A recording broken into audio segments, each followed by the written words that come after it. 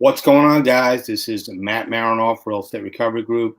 Thanks so much for coming back. This is part two with Elijah, Eitan, and we are talking to a young man. And when I say young man, he's almost 20 years younger than me, and he's been through our short sale boot camp. He went to the reboot. He went to one of the workshops, and he also went to the master class. This is a guy who's serious about his craft. He is going after a specific market niche or niche, as some people say. And, I'm proud to act as a little bit of a mentor to this young man. And the fact that he's taken what Lee and I have actually put out there as far as education and taking it to the next level makes me proud. Guys, remember, I don't look at people's competition. I look at, people's opportunity. We have, talked about obviously working together, but for the most part, he has a different spin on what he's doing. And I'd like for him to actually tell his story. And I'd like to basically, first and foremost, get into how did you find out about Real Estate Recovery Group? It was definitely through a lot of networking, and eventually, your name popped up all over the place, and I was like, I need to find out more about this group and basically what they're about. And then I talked to you a few times, and I met you at a meetup, and then from there, you said join my class, went there, and it was just that's all history from there. Yeah, it's funny because you're one of those people that if you see value in it, you're like, okay, I'll do it. Absolutely. There was literally no selling involved. I could have sold it to you for $95 million. Like, all right, cool, let's do it. So I respect people like that don't like to haggle and just like, hey, it is what it is. I'm going to use it for the education. There's a lot of people out there that don't see that. I find it funny. It's slowed down a lot because I've been posting a lot on Facebook about how I just don't have time to, mentor people for free. And I'm not interested in meeting up for a cup of coffee because, first of all, I don't drink coffee. But if you want to take me out for a nice steak dinner, I'm not going to say no. So a lot of the I would say the people that are looking for the freebies are finally like shied away. So that's good. So for me, that actually worked. So I guess let's just get into it. I got a couple of questions I want to ask, and this is important.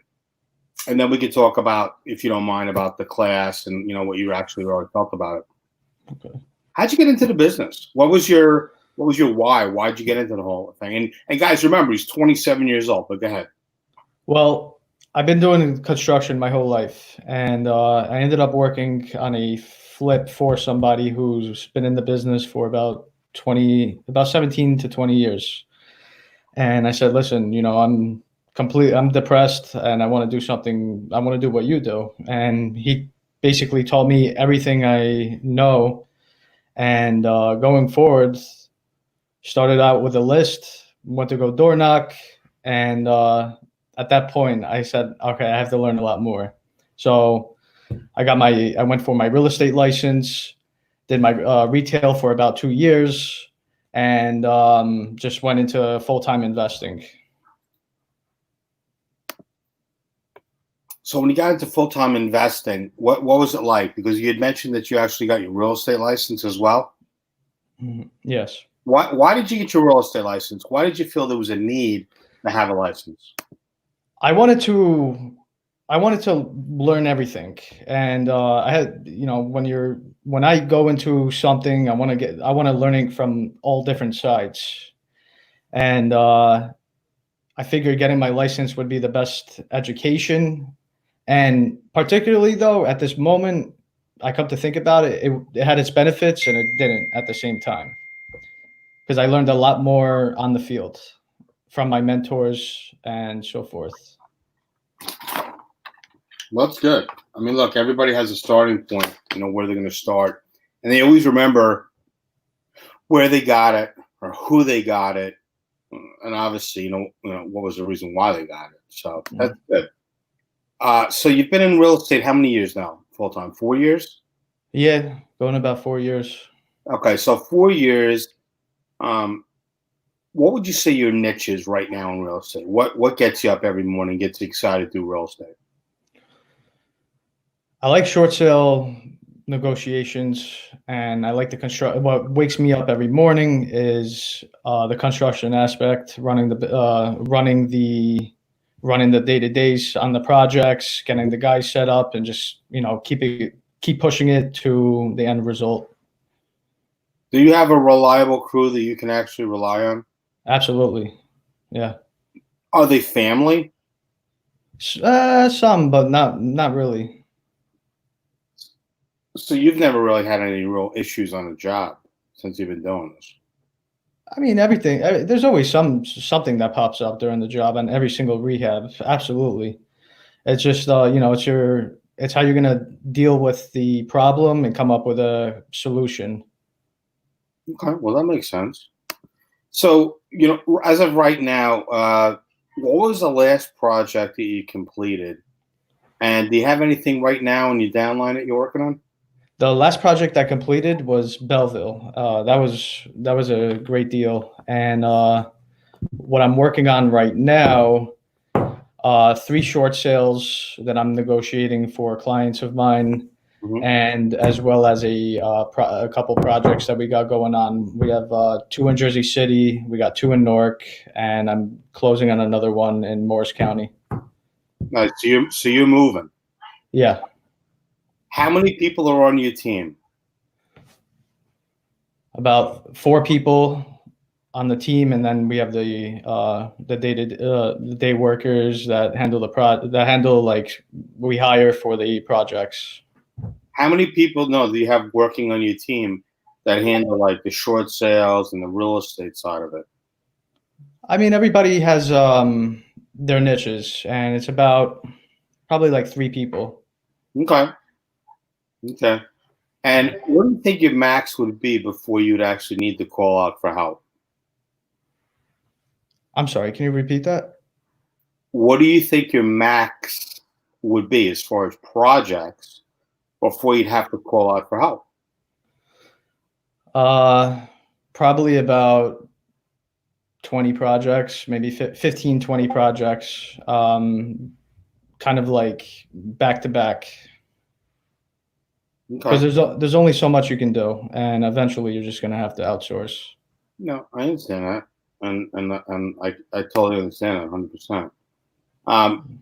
What areas typically do you look to invest the majority of the time? North Jersey, and basically, it's North Jersey is the main area, but I mean, wherever there's a deal in Jersey, if it makes sense, we'll go after it. Understood. Do you have any competition out there? I mean, there's so much properties. There's competition, but it just if you focus on your own, and you network and you work together, you know. Your only competition truly should be yourself. Yeah. And I think most people don't look at it like that.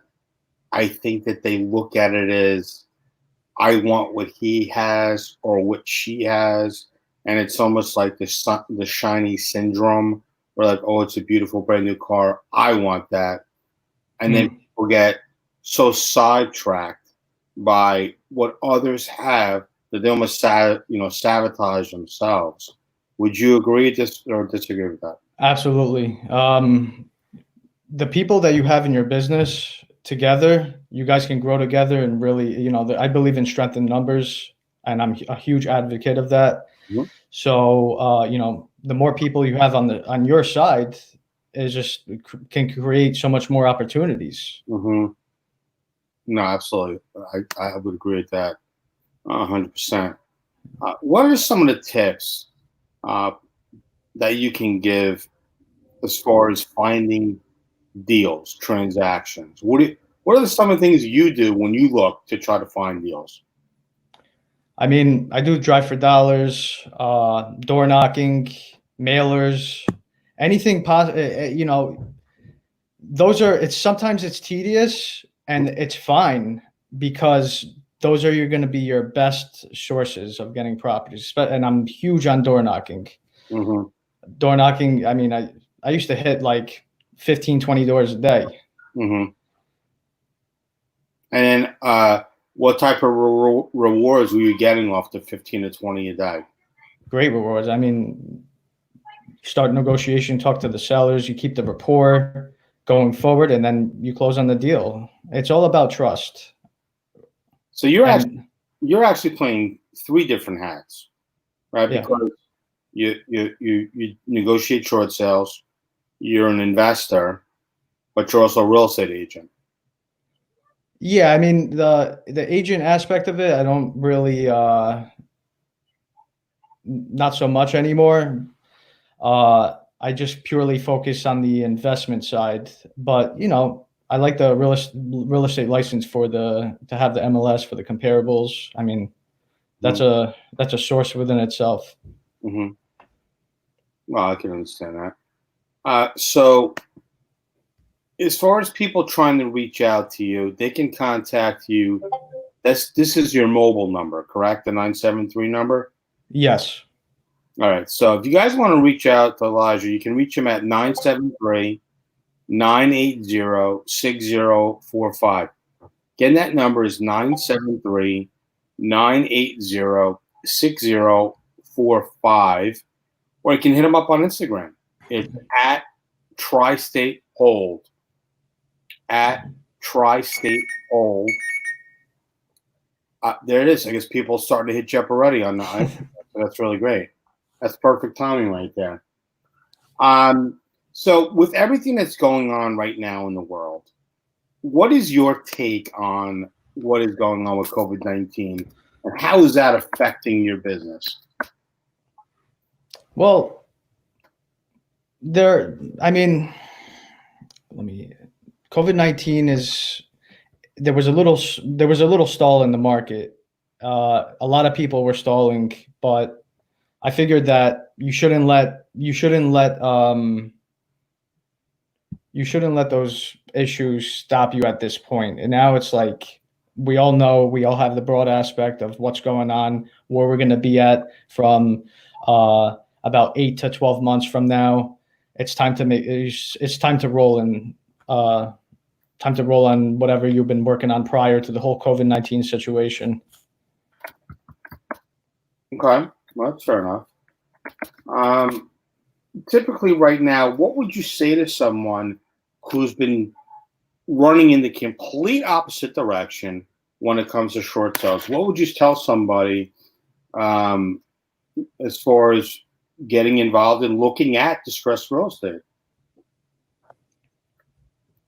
I would tell them just you have your list, you have your properties, and keep chasing them, calling, door knocking, mailers, keep targeting your future prospects. Right. And what would you think would be the easiest avenue as far as contacting somebody who's in trouble? What is your go-to when it comes to that? And in the realm of marketing, getting to the homeowners? Yeah, marketing, or just knocking on people's doors. What's your weapon of choice? Door knocking all day. Absolutely. Right. At first, you're going to have a fear, and what fear do you have when you go to somebody's house? The fear of the unknown. You don't know what's going to happen on the other side of that door when you're door knocking. You have no idea. Mm-hmm. And it's not always a bad thing. It just, but once you start getting used to it, and then it's like easy peasy, then it's no problem. So do you find that a lot of people are embracing when you actually go knock on their door, or are they like, please leave me alone? I mean, at first, they have to take in the information that you're just coming out of nowhere and bring it to them. Mm. Some of them know their situations, and some of them are, what's that word? In denial? In denial, yes. And you kind of just have to go there on a soft approach, and you're trying to help them at the end of the day. It's all about us getting them out of a situation that we can help them on. Do you find And do you find that there's a lot of people that are not happy to see you, and then they turn when you actually speak with them and kind of give an idea of what their options are? yeah, absolutely. As soon as you show that your knowledge in the business, you get different reactions all day. Hmm. That's a turning point.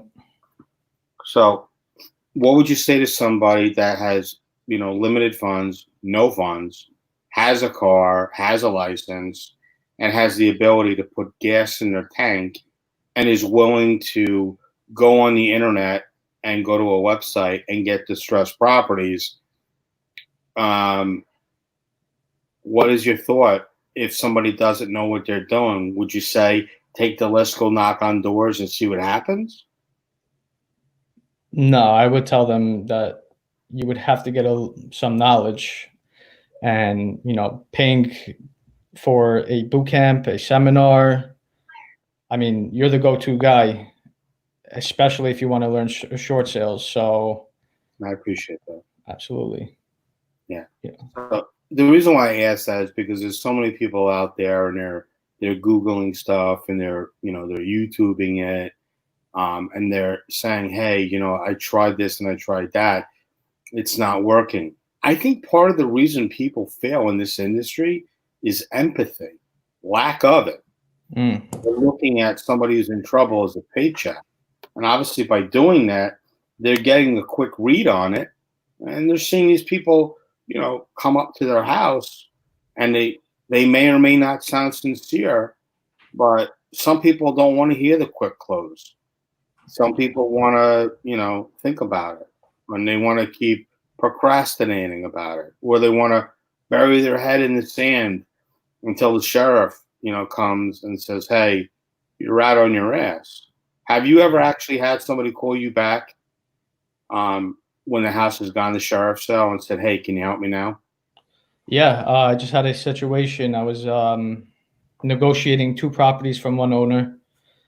I closed on I got the other one closed, and when it came to his property that he's living at rent free, he's like, "Oh, give it time, give it time." I go, you have no time here. You should have started this when I told you. Hmm. But and it was too late. The mortgage got assigned, and at that point they were like, we're gonna foreclose on it. I reopened that short sale on that one particular property probably about 3 times, Hmm. and it just didn't go through. They did a drive-by BPO. There was a lot of things going on where it was just like, okay. Do you find during this whole COVID period that the values that are coming back are so ridiculous because they're not able to get into the property? Yeah, it's crazy. Hmm. Yeah. Have you ever told somebody from the bank that they should strap on some rubber gloves and a mask and a bodysuit and actually walk inside the house? Not because of COVID-19, but because the house smells like shit. Well, yeah, I mean, with the drive-by BPOs, it's like, how you're gonna get the rest of the property? How you're gonna see the inside and tell me that, hey, this is our comparables, when you have no idea what's going on in the inside? Absolutely. Now you also buy properties and you renovate, right? Yes. So when you purchase a property, how do you know what to put into it that you don't put over value in it, and you're not gonna get it back? Like, you always put granite or some type of nice marble on the countertop in the kitchen. Yeah, I go all the way with the rehabs. I don't like to cut corners, so I get a lot of deals sent to me, and I just kind of overlook them for the reason that it just doesn't work with my numbers. I like doing the best rehab possible, and I don't like to take shortcuts. Hmm. So if the numbers don't work, that's it. On to the next deal. Okay, so if the numbers don't work, you're on to the next deal. Yeah. Can you give us an example of what might not work and what work in your type of matrix? Yeah, I mean, I got a property offered to me yesterday, Mm-hmm. and it was like 245,000. Needed needed about $80,000 worth of work, but the ARV over there was like 350 tops. That's not a deal. It makes no sense to me.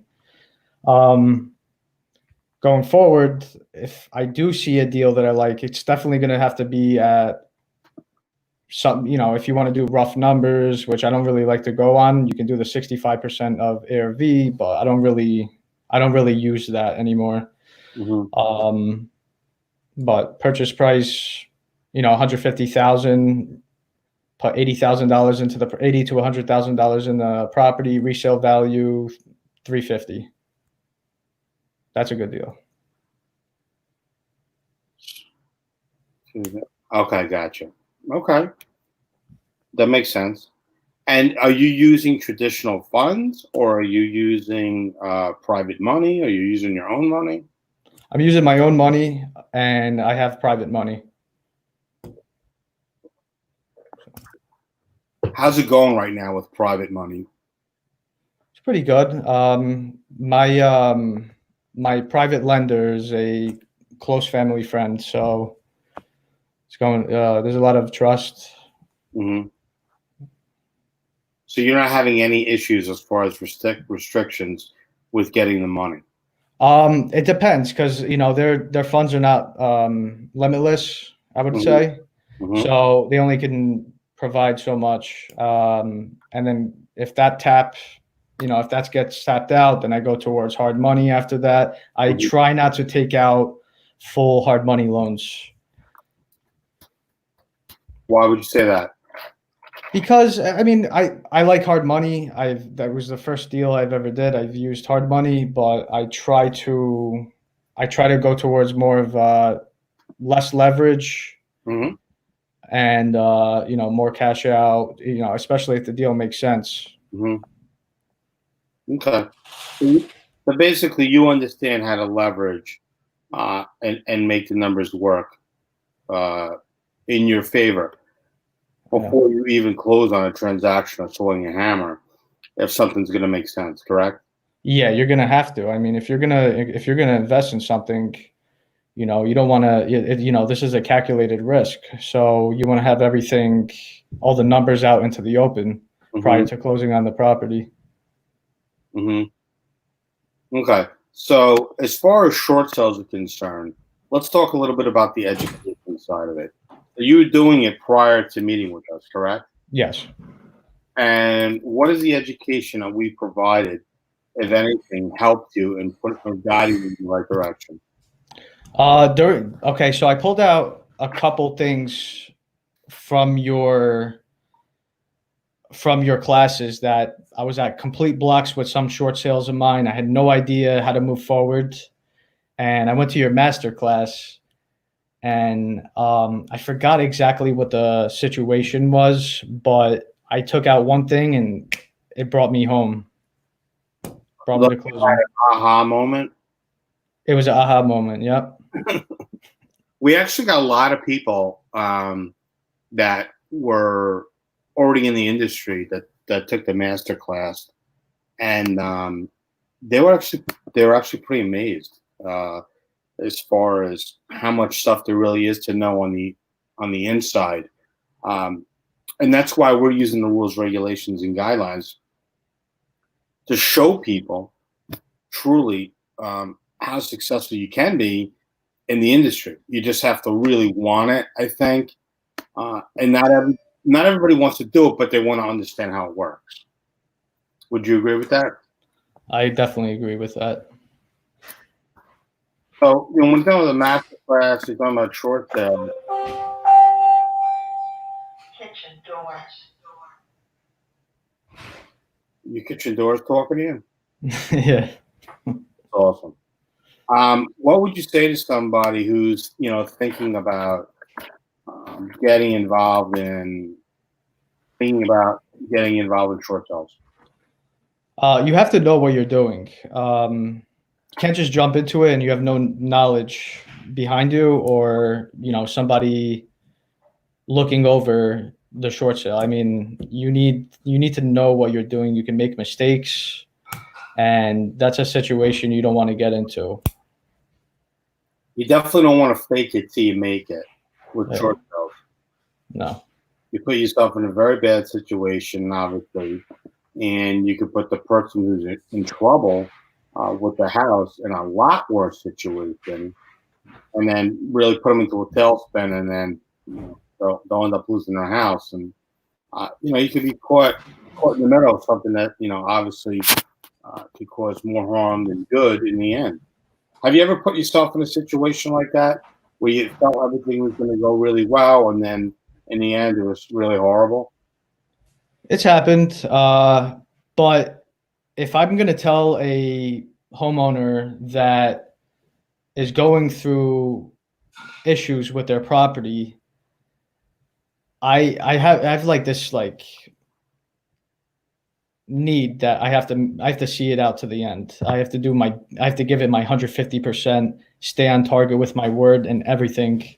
A lot of people, they negotiate, well, not a lot of people, but some people negotiate short sales and they don't really care about the homeowner. And he's in a situation where you came to him providing a solution and you're not going to follow through. I don't see that as the right thing. What would you say to somebody right now that's doing short sales, but they're not doing it the right way? What would you say to them across the board as far as getting involved in short sales? Do you feel the stuff that's on the internet is 100% accurate, or do you feel like it's almost like a bait and switch, and they're trying to click here for more information, like they're not giving you all the correct information that you need? No, you're not going to get the whole, you're not going to get everything that you need. And also, rules change. So, bank rules change, and you're seeing stuff on, certain sites that's like, you're talking about 10 years old. Mm-hmm. So, how are you going to know what's today's regulations versus 10 years ago? But, I mean, you get a small knowledge, but you don't get the whole, the whole caboodle. Right, understood. So obviously, we teach classes. We were supposed to have our boot camp in May, but because of what happened with COVID-19, that got flushed down the toilet. We've actually moved it to October, and we're hoping that it's going to stay. We're going to be able to do it, but in the interim, we are going to be, putting up an online class. What would you say to somebody as far as the information that you've paid for and that you've gotten from my team, as far as value? What type of value you think that you've gotten out of, what we've given you at this point? Yeah, I mean, when you offer your class, especially on the internet, I mean, and somebody's trying to get into the short sales, I would jump on it in a second. Doesn't matter how much it costs, because the value you get with the future will come back by tenfold. So pay now, invest in your education, and reap the benefits later. That's just how I see it. Yeah, it's funny you say that. So some people have the train of thought that you pay now, or you're going to pay later, meaning that you can pay now, get the education you want, or you could pay later and really screw things up and put yourself in a worse situation. I have people now constantly calling me weekly now that are, inquiring about when's the next class. Can you do private? I had somebody yesterday who wants to do private training. I don't know if private training is for everybody. I personally just don't want to take somebody just to take them, because what happens if they're tapping into their 401k? What happens if they're maxing out their credit cards, for this investment, but their heart isn't in it? So I actually interview a lot of people, and I don't take just everybody, because I rather them go to the class first, we're in the workshops. And if they feel they're not getting enough information from that, you get additional training. I'm being told that is absolutely the worst sales technique, to actually do that, to build a client base of people that you want to train. My thought process is, maybe not everybody wants to know everything about all the facets of what we did or what we're doing. you wanted to know. You literally took everything that we put out there. And obviously for me, like, it's good to see your face in a crowd because I like to see, people succeeding in the industry. Have we taught you enough tricks? I mean, people usually say, look, if you can go to something and get education and get one trick out of it and be able to, perform better, that's a great thing. Would you, and I'm not going to put you on the spot as far as what you learned, but would you say that there was more than one piece of information, education that we gave you with the different courses that are actually helping you in your day-to-day business? Yeah, absolutely. Absolutely. By far. And you're comfortable in your own skin now, with obviously the harder questions to get thrown in your face because I mean you have the information, you can go back and reference it as far as the notes, which I'm assuming that helps as well. Yeah, I mean, when I go to a homeowner, I can tell them the complete entire short sale process, what's going to happen, how's it going to go, and right to the homeowners. And that's how I close. That's how I close deals. It's because I know what I'm talking about, and that's for any new investor or any new short sale negotiator getting into the business. That's what you would have to really know what you're talking about to gain to gain credibility for yourself in the business. Yeah, I appreciate that more than you know. I love the fact that you're willing to come on here, that you were willing to put out there that you were trained by myself and by Leah and the team overall. There's a lot of people out there. They don't want to know. They don't want people to know where they got trained, or they feel like they're not adding enough value, or they're not doing enough. And look, if somebody could take any of the classes and then be able to perform one transaction, help somebody who's in distress, and also make money, to me, that's a win. I mean, obviously, the dividends on what you're going to invest in any education is something that's important. So, did you go to college? I went for almost 2 years. And then what happened? I had 6 more credits left over, and I realized that I didn't want to work for. I just wanted to work for myself. So I took a year off to kind of quote unquote soul search. Mm-hmm. Had a job during the process, of course. Mm-hmm. Made money, and then somehow I got into. Then I fell into real estate, and I haven't looked back since. Right. So, would you say like you fell into the whole abyss, and you're drowning, or would you feel like you fell into a hole and now you're like, okay, like I've been reborn? Definitely the reborn. Definitely the reborn. I look forward to, when I was waking up to go to a 9 to 5, I was just completely miserable, and I knew there was something else for me out there. I just didn't know what at the time, Mm-hmm. and now I look forward to tackling projects and just getting everything done. It's definitely my. I found my spot. That's great. I got a lot of respect for you, and I'm proud of you for the fact that when anything ever pops up as far as class, you want to take it because you're worried you're going to miss something that's the latest and the greatest. Which to me, obviously, I love that. If anybody wants to reach out to you or they have any questions, uh, either about short sale training, or maybe they want to work with you, maybe they want to JV with you, maybe they want to bring a deal to you. Are you open for all the above? Yeah, absolutely. Okay, cool. So you're not just like it's there's the I in team where people say it's all about me. You're truly, from what I've seen and heard from my team, obviously, you seem very well-rounded and willing to help others. Am I correct? Absolutely. I can show, if new people want to get in the business, I can show them properties that we're working on. If anybody has any questions about, real estate, I can help out. So I'll take people under my wing. Absolutely. If I can pass it forward, that's what I'm a true believer in. Okay, so you're all about paying it forward. Yes. I respect that. Guys, Elijah came on a bit today because he wanted to explain and express his gratitude for the training that Lee and I were actually able to give him. If you're interested in anything that we're talking about, go take a look. This isn't a sales pitch. This is information only. Look on what's out there as far as the boot camp. The website is www.rrgbootcamp.com. It's rrgbootcamp.com. And I appreciate the fact that you came on here and that you're willing to tell a little bit about your story, how you got started, and why you're doing what you're doing. If anybody wants to reach out to you direct, they can contact you at 973-980-6045. That number again is 973-980-6045, and get you on Instagram at Tristatehold, and they can follow you on there as well. And obviously, I tell people all the time, it's like, look, on the bottom of the screen is a ticker that just popped up.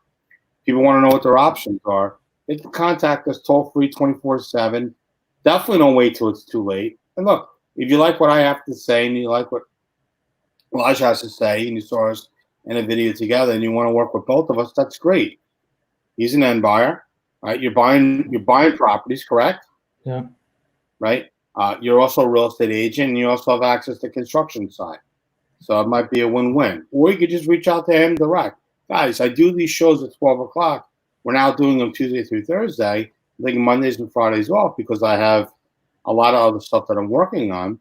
And it's important that other people have an avenue, somewhere to go to get an education or to find out what's going on in the real estate industry.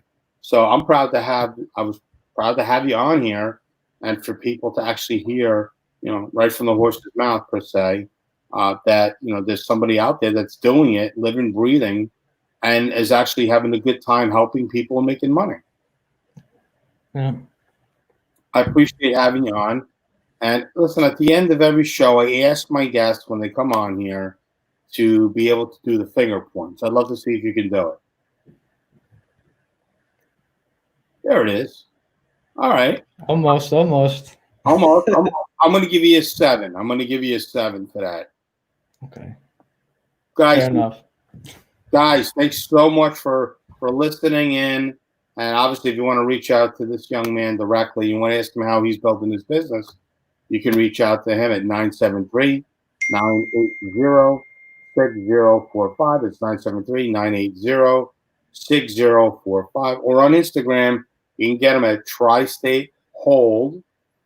And, otherwise, if you have any questions regarding the boot camp, you absolutely can go to the website, which is rrgbootcamp.com, rrgbootcamp.com.